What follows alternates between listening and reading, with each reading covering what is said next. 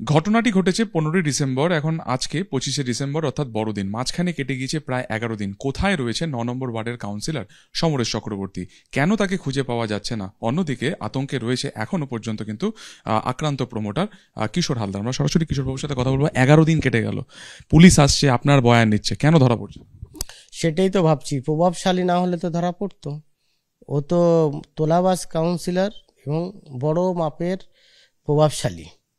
ঠিক আছে, দেখতে পাচ্ছেন না, একটা কাউন্সিলর হয়তো 16-18 হাজার টাকা মাইনে পায়, তার কত বড় বড় রিসর্ট রয়েছে।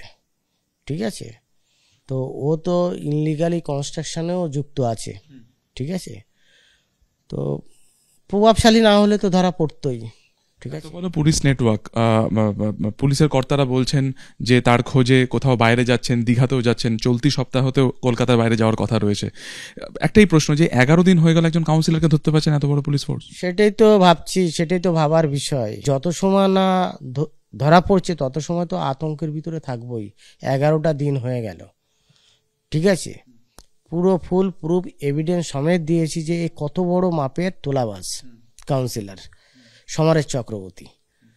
তো আমি এখন খুবই চিন্তিত, ফ্যামিলি নিয়ে, ছোট ছোট বাচ্চা আছে, আতঙ্কিত, আতঙ্কের মধ্যেই আছি।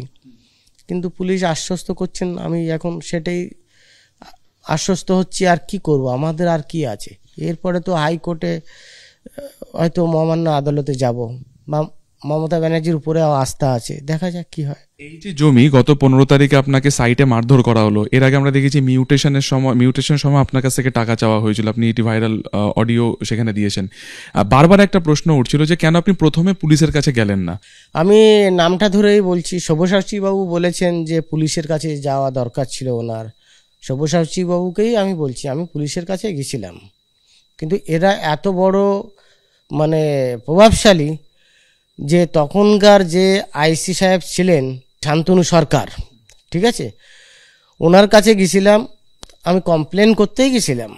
তো উনি আমাকে স্পষ্ট করেই বলল যে তুমি সমরেশের সাথে গিয়ে এটা মিউচুয়াল করে নাও।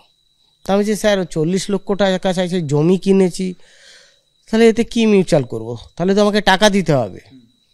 তা বলছে না, তুমি ঝামেলাটা মিটাও, ওদের সাথে ইয়ে করো। এটা কোথায় বলেছিল আপনাকে? এটা আমি ওসি সাহেবের রুমে বসেই বলেছে, থানাতে বসেই। তারপরে ওখানে তো সিসিটিভি আছে, অন রেকর্ড হয় শুনেছি, তা ওটা ওখানে পাওয়া যাবে। আর দ্বিতীয় কথা হচ্ছে, তারপরে আমি একটা রিট পিটিশন করি। ওনার যে অফিসাররা, যে পুলিশরা গিয়েছিল, তাদের নামে আমি রিট পিটিশন করেছিলাম। ঠিক আছে, এবার রিট পিটিশন করার পরে তার কাছে নোটিশ আসার পরে তিনি আমাকে লোক মারফত আমাকে বলল যে তুমি কেসটা তুলে নাও।